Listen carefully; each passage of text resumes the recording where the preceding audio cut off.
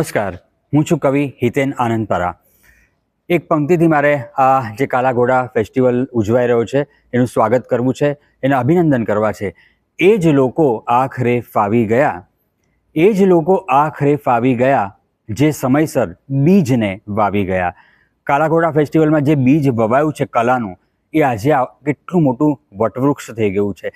સેંકડો કલાકારો, કેટલી બધી વિધાઓ, કેટલા બધા સંયોજકો આ એક મંચ પર ભેગા થાય છે। અલગ અલગ ભાષાના લોકો આવે છે અને ખાસ તો થિયેટરના કારણે બહુ શીખવા મળ્યું છે।